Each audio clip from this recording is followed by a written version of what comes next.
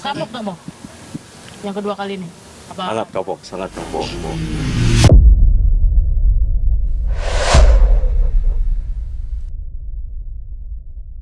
Konten kreator Muhammad Zana alias Big Mo lagi-lagi harus berurusan dengan pihak kepolisian.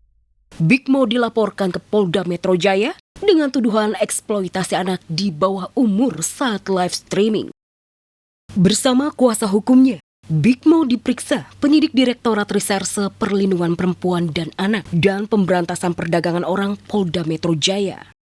Dicecar 40 pertanyaan dan terbayang-bayang sel tahanan, membuat Big Mo terlihat panik, lebih banyak tertunduk lesu dan pelit bicara. Kita sekarang di Polda Metro Jaya menghadiri undangan klarifikasi ya untuk menghargai proses hukum yang berlaku. Di usia 24 tahun, siapa sih yang tidak punya kesalahan? Dan Big Mo sudah memahami dan meminta maaf dan sudah bertemu juga dengan pihak keluarga. Tentunya saya mohon maaf atas kegaduhan yang saya buat dan pastinya ini jadi pelajaran buat saya ke depannya konten lebih positif dan bermanfaat. Ya pasti saya akan mengevaluasi selama ini konten saya dan ke depannya cuman konten dengan niat yang lebih lurus, dengan bermanfaat, positif, menghibur, dan mengedukasi bangsa aja. Sangat kapok, sangat kapok.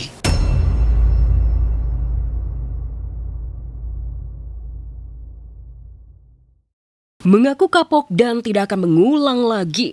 Namun faktanya, live streaming Big Mo berujung dengan laporan polisi. Baru 3 bulan lalu lepas dari ancaman hukuman penjara karena memfitnah Aziza Salsa. Kini sudah bikin ulah lagi. Seperti diketahui, Big Mo dan kakaknya Muhammad Adimas Firdaus Putra Nasihan alias Resbob sudah jadi tersangka kasus pencemaran nama baik laporan Aziza Salsa di Bareskrim Polri. Namun batal ditahan dan divonis setelah ibu kandung mendatangi dan minta maaf langsung kepada Aziza dan orang tuanya. April 2026, Aziza dan Big Mo damai. Kasus hukum pun selesai. Terima kasih Pak Andre, Kak Zize, dan uminya, keluarga besar Kak Zize untuk pertama waktunya, kedua kelapangan dadanya untuk memaafkan aku, abang aku, bunda aku, pokoknya keluarga aku, kami semua minta maaf.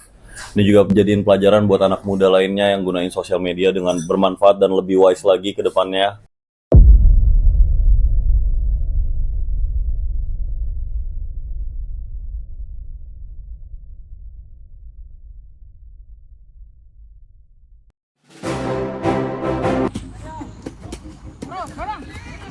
Jangankan merebut bola, Terus ya? merebut dia dari genggamanku saja. Aja sampai. Happy Asmara terbakar cemburu gara-gara sang suami Gilga Sahid akhir-akhir mendua keranjingan bola. Maklum jelang Agustusan, turnamen bola digelar di mana-mana, termasuk di Kediri, kampung halaman Happy Asmara. Niat hati ingin lebih banyak berdua saat rehat kerja. Malah suami memilih main bola dengan teman-temannya. Tak mau Gilga keterusan berpaling, Happy bergegas menyusul suaminya ke lapangan mini soccer, tempat Gilga dan teman-temannya bertanding. Jadi hari ini aku mau jemput suami aku futsal. Hari ini dia futsal guys. Sekarang kita susul beliau. Pemanasan itu, dereng.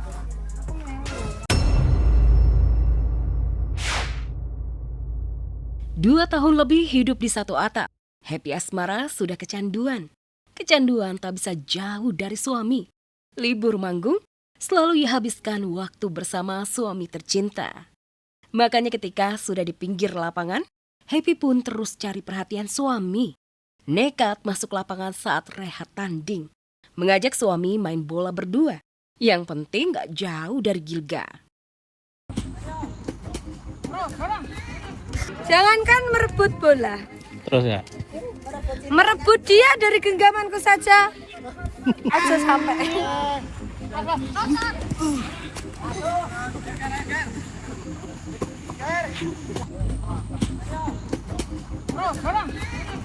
Seru banget sih, first experience aku, pengalaman baru dan pengalaman paling seru dan tak akan pernah terlupakan sih. Seolah tahu istrinya ogah dinomor-duakan gara-gara bola, begitu timnya berhasil menyarangkan bola ke gawang lawan. Gilga tiba-tiba meniru selebrasi Pratama Arhan saat masih jadi suami Aziza Salsa. Berlari ke arah istri dan langsung melayangkan cium kening. Tanda cinta sekaligus tanda bahwa happy tak pernah tergantikan. Yo! Mama bariti sama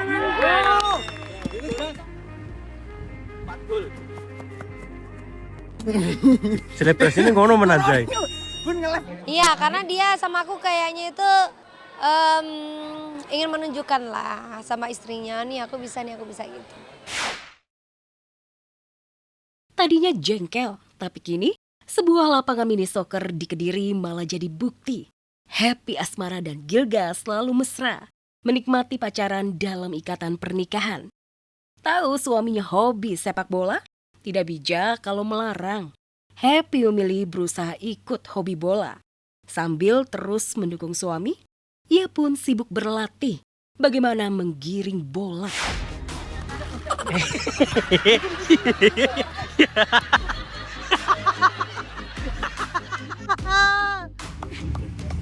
Kak. Kak, ayo Kak. Ayo, Itu aku benar-benar belajar terus jalan, terus wirawiri supaya apa? Supaya kelihatan cocok gitu. Niatnya sih mau pamer liburan, family time, quality time, backgroundnya Pulau Padar dan Pink Beach di kawasan Labuan Bajo, NTT. Ya ampun, siapa yang gak mau? Tapi alih-alih dapat komentar indah serta cinta dari warganet dan pengikutnya, Jessica Mila malah dapat cemooh dan nyinyiran. Paling gampang berlibur di kalimat tidak tahu.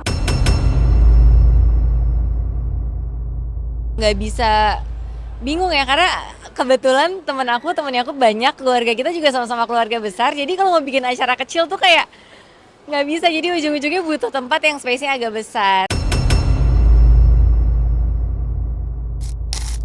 Unggahan Jessica Mila disorot rame banget karena publik mengetahui adanya penutupan akses pelayaran ke kawasan tersebut akibat kondisi cuaca.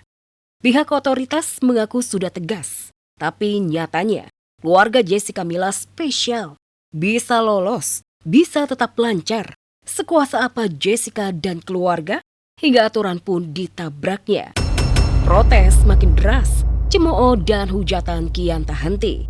Jessica akhirnya menyampaikan klarifikasi dan permintaan maaf di akun media sosialnya. Dan terharu melihat betapa baiknya Tuhan di kehidupan keluargaku.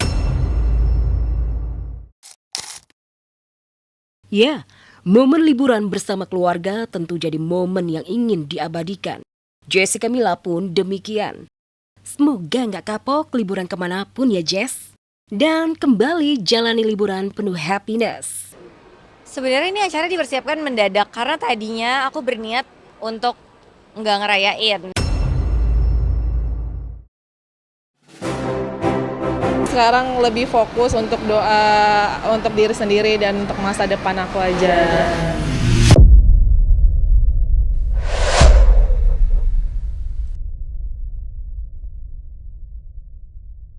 Inara Rusli kembali gunakan penutup muka, cadar alias nikab. Menariknya keputusan ibu 3 anak itu bersamaan saat Insanul Fahmi sudah sah cerai dari Wardah Tinambawa. Ada yang aneh, bukan meminta dinikahi resmi oleh Insanul Fahmi karena suami yang diakuinya sebagai suami siri kini sudah sah menduda. Inara malah menutup muka dan siap kembali menggunakan cadar. Lewat unggahan terbarunya, Inara terang-terangan mengungkap sedang belajar istiqomah dan menjadi lebih baik. Aksi Inara bersiap menggunakan cadar lagi mengundang spekulasi liar. Ada hubungannya dengan Insanul Fahmi yang dikabarkan jatuh miskin pasca cerai dari Mawa. Inara menutup pintu dan menolak dinikahi secara resmi Insanul Fahmi. Terlepas dari apapun itu, dari guncangan emosional dan dan julitan orang-orang, ya kita harus tetap fokus sama goals kita, sama tujuan kita, karena hidup itu kan bukan tentang pujian ya, tapi ya harus bisa bermanfaat lah buat orang-orang, terutama orang-orang yang memang peduli dan sayang sama kita. Ya, Insan seperti menuai ulahnya sendiri. Ia seperti menemukan batu yang amat berat. Sudah kehilangan istri, jauh dari anak. Dan kini kehilangan Inara Rusli. Seolah curhat kesepian kehilangan, terbaru lelaki yang dulu pede ingin menggenggam cinta dua wanita, Mawa dan Inara. Menulis unggahan kini tinggal dua yang ia punya dan selalu ia rindukan, yaitu Tuhan dan putranya. Kalau dari aku sendiri sih lebih ke ingin memperjuangkan. Kita masih masing-masing dulu ya. Dia kan sibuk sama keluarganya, sama anak-anaknya. Dan ada aktivitas-aktivitasnya juga gitu kan. Sebagaimana aku juga punya aktivitas masing-masing. Jadi ya kita masing-masing dulu untuk saat ini. Dan di saat Insanul Fahmi merenungi perihnya nasib dicerai istri, ditinggal istri siri, serta jauh dari buah hati, Mawa bersiap membuka lembaran hidup baru. Bersama dengan ibu tercinta, Mawa kemarin terbang umroh ke Tanah Suci, berserah diri dan meminta doa suami baru. Sekarang lebih fokus untuk doa untuk diri sendiri dan untuk masa depan aku aja.